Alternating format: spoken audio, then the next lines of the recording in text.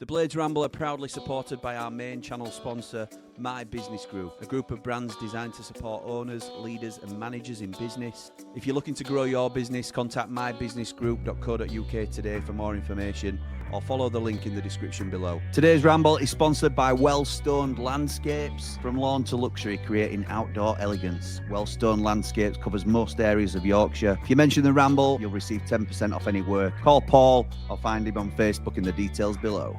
Like and subscribe to Blades Ramble.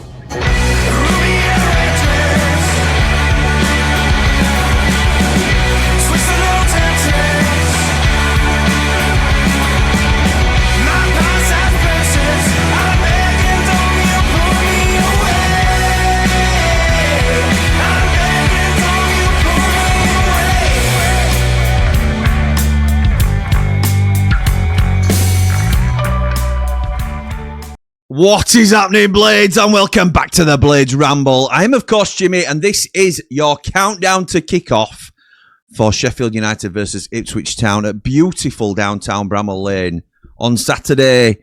Hope you're all okay. Hope you're doing all right after that terrible result and disappointing performance, if we're honest, against Southampton. Thank you again to Midnight for their courtesy of putting us on the coaches. Met some brilliant Blades. Got to hang out with Blades legends, Michael Brown, Paddy Kenny, Rob Kozluck. We got an interview prior to that with Paddy that's on the channel now. Thought that were fantastic. Thank you to Paddy for his time again. We got a Q&A because I was on Brownie's coach, so we got a Q&A with Michael Brown, which goes, the uncut version goes for over an hour, but I'll try and trim it down a touch. And I'm uploading that at the moment as we speak. That's gone on the new bit of kit. So that is a huge file, and there's loads of little bits that I need to work out how to get the best out of that kit and all this sort of thing. But so yeah, thank you to everybody involved with yesterday. It was a brilliant day, other than the result. We did a 90 after 90 on the way back, which held up surprisingly well because we're on the coach Wi-Fi. But yeah, it's I've said it were a poor performance, but the manager didn't think so. So I mean, breaking news.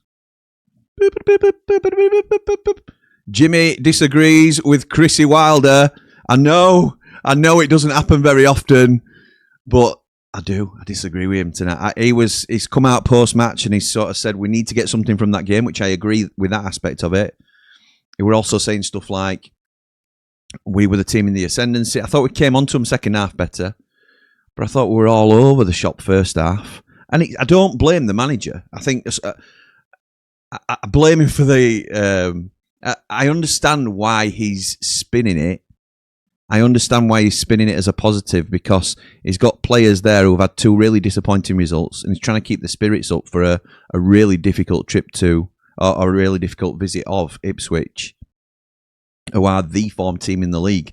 And what's he going to say? Is he going to berate him and say, absolutely useless, what a clown, what he were bad, he were shocking, he were this, he were that? We're working with... He's talked about himself, it's a bloated squad, but I don't think it's a very deep squad in terms of quality, if I'm honest. I think you can understand why some of the changes were made.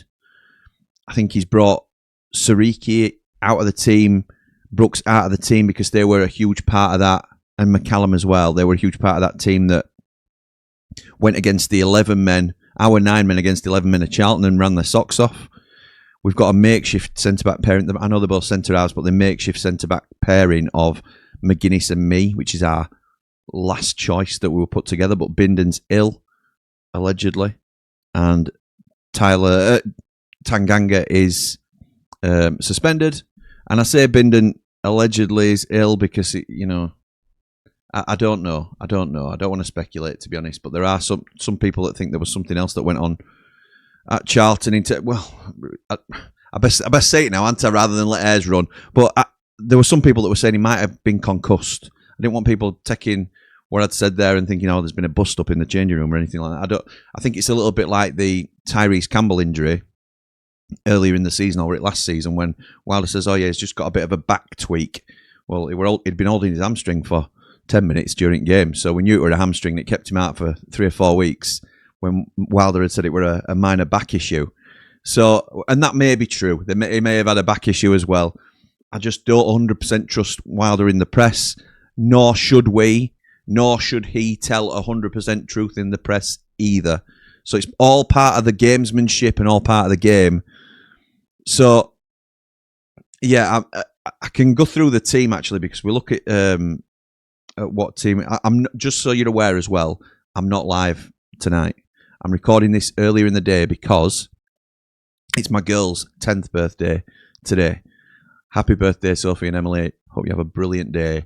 And as you watch this, I will be out with my girls, my favourite people, along with my wife, obviously, but my favourite people, having a meal. Andy the Blade will be there as well. So, yeah, that's where I'll be when you're watching this, hopefully. So I won't be able to reply to comments live because I'm not live or anything like that, but I'm still keen to hear your thoughts on what you would do going into this Ipswich game, because you look at the team that we put out, and it was Cooper in goal, a back four of Kijana Hoover, Mark McGuinness, Ben Mee, and Harrison Burrows, who I thought did okay. I thought Hoover was disappointing, but I do also think that Chong, who was in front of him, didn't help him out at all, which sort of left him exposed a little bit.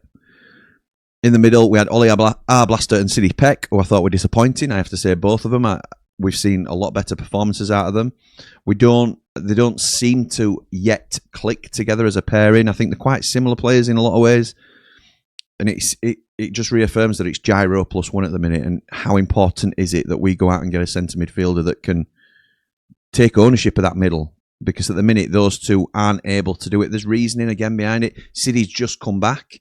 I think if City feels the pressure of and the weight of expectation of him having to carry the load, it sometimes weighs heavy on him.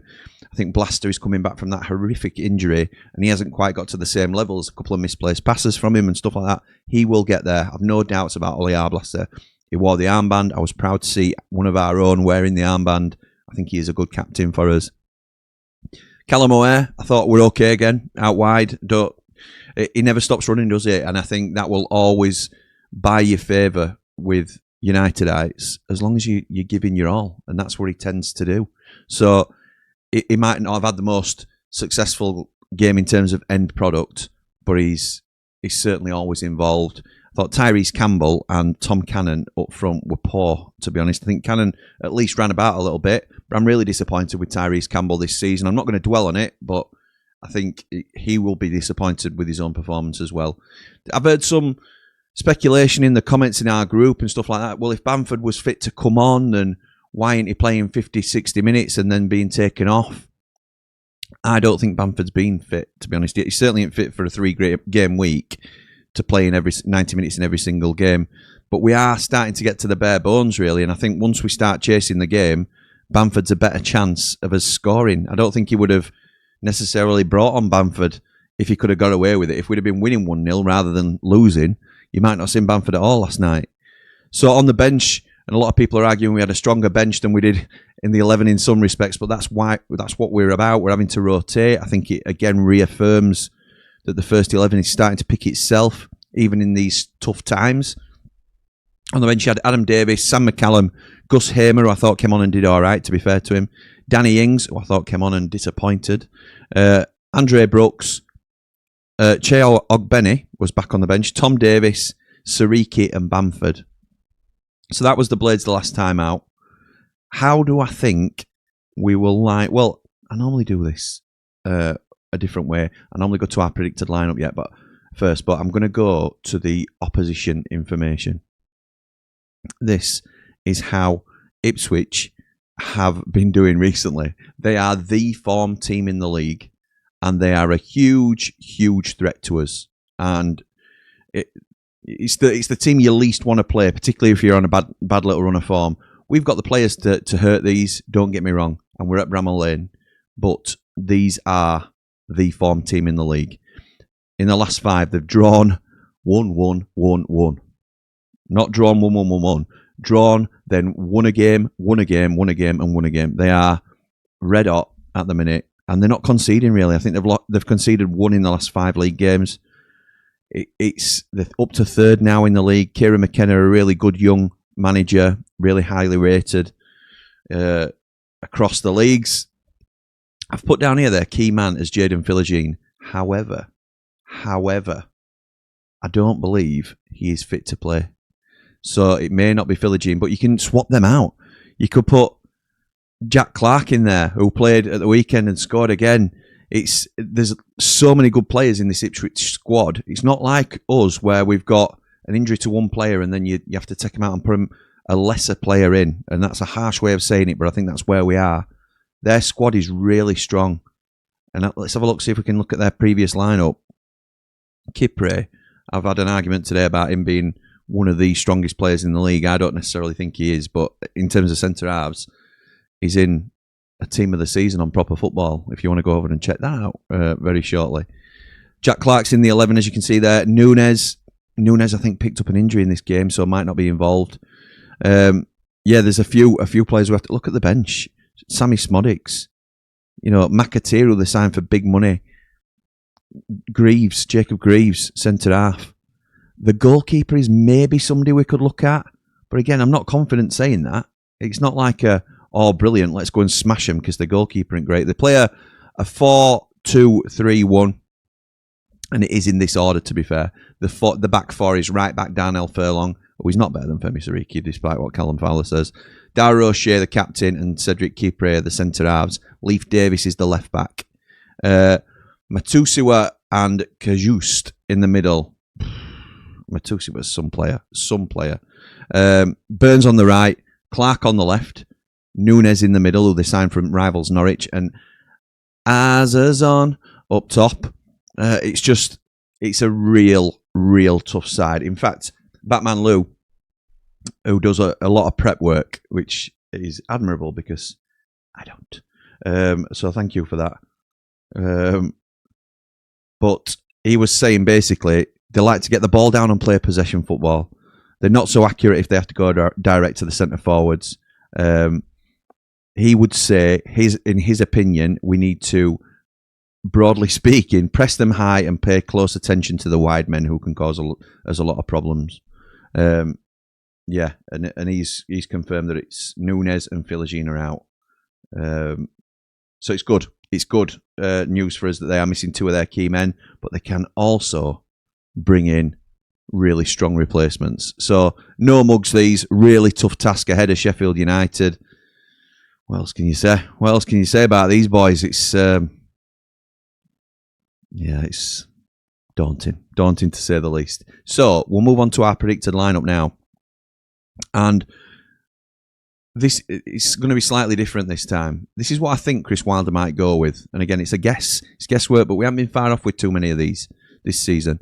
I think he'll go with Michael Cooper in goal, and I think he'll go with a similar back four, but with Burrows being replaced by Sam McCallum and Siriki coming in for Hoover. So the fullbacks will be swapped out, but I think we haven't got the options to change the centre halves because Bindon will still be out, and as he noted in his post-match, and obviously Tanganga is still suspended. So I think he goes Siriki right back, McGuinness, me and McCallum as the back four. I think in the middle he sticks with Sidney Peck and Ollie Arblaster, who need to get a grip of the middle of the field. I think they might struggle, if I'm honest, if they're not given any support, which will come on to my team in a minute. Andre Brooks on the right, Callum O'Hare on the left, and I think he'll go again with Tom Cannon up top, but this time partnered by Patrick Bamford. Chong dropping out of the team, obviously, there as well for Brooks. Thought Chong were okay the other night, to be honest, but a lot of people saying in the comments in 90 after 90 that it was very poor in their opinion. My team's slightly different to this, and so much so that I'm going for a formation change. I'm going for a 4-5-1, and this is my team that I'd play. I would go with Michael Cooper in goal. I'd go with the same back four that I'm proposing Wilder picks, which will be Femi Siriki, Mark McGuinness, Ben Mee, and Sam McCallum. I think that is the strongest back four we can field at the moment for round pegs in round holes. Cannon is my sacrificial lamb here because instead of having two strikers, which I would always prefer, I really think we need to toughen up the middle of the park and get a grip of it. And I also think we need to screen this defensive partnership who are very slow as a pair. So I'm having Tom Davis as my holding midfielder, the one that screens the back four and tries to pick up the ball. Passes it to the two 6/8s in Sidney Peck and Ollie Arblaster, and we move through the lines that way, getting it out wide to Andre Brooks and Callum O'Hare, I've got on either wing. Andrea Brooks on the right, Callum O'Hare on the left, and up top, it's Big Pat, because I think we've nobody better to hold the ball up as a one-manner. And I think if we can get the ball into the box, he's still going to be dangerous, even as a lone striker. It's a very difficult role to play, but he played it for Leeds very successfully last season. And I think that's how we need to go. In my opinion, that is where I will be going with against a really strong Ipswich side. Let me know what you guys think, because it's, these are just all about opinions, aren't they? How are we going to halt this blip that we're on, definite blip that we're on, and with the numbers that we've got out, how are we going to contain this Ipswich team? So having said all of that, and obviously you're well aware of how concerned I am with the strength of the opposition, how do you think it's going to go? Well, my score prediction is 1-1. I'm never going to predict United to lose, am I? Or very rarely. It's not that I'm biased. Well, I am biased. It's not that I'm blind to them being in better form than us or anything like that, but we are at home, and I would always back us to give anybody a game. I still back us to be dangerous against anyone. I thought we were very lacklustre against Southampton yesterday, but I'm still confident we can get something from here. I'm not saying there's anything to take out of the season, and 1 point from a possible 9 probably leaves us with way too much to do. I'd like to know which camp you're on, whether you're in the positivity camp of we can still get playoffs and it's still on, or in the middle ground where it's now we have to think about next season now, which might change your January thoughts as well. So let me know if that's the case. Maybe not spend too much money on expensive loans. Or are you in the fearful camp of looking over your shoulder and saying, well, we're only 4 points away from drop, and Norwich are really resurgent at the minute, and they're behind us. They could leapfrog us if we don't pick up soon. So there's split camps in there in the fan base at the minute, just in terms of which way you're thinking, and get your comments in down below. Let me know how you feel as well. As I say, we've got some really good content coming to the channel. Again, I will be down at the railway looking at the mural that Midnight have put up for Chris Wilder, and we'll be getting some fan opinions on the Chris Wilder mural as part of some work we're doing with Midnight there as well. So if you're around on match day on Saturday, I'll be there from around midday. Come and have a chat with me. Let me know what you think about Chrissy Wilder's mural up on the side of the railway. And yeah, we'll hopefully see you before. We'll be in Triple Point before the game, as we always are. We're talking about doing an after party. Obviously, if we win, we will be doing an after party. I'm just a little bit sloughened at the minute. So I had said to Jamie Dumpling I'd consider doing an after party come rain or shine, because it's his leaving due.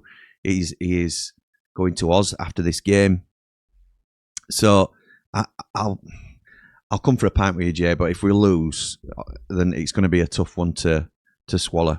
So we'll wait and see how we get on. Let me know what you guys think in the comments. Next on the channel, we'll be back with Hot Off the Presser tomorrow.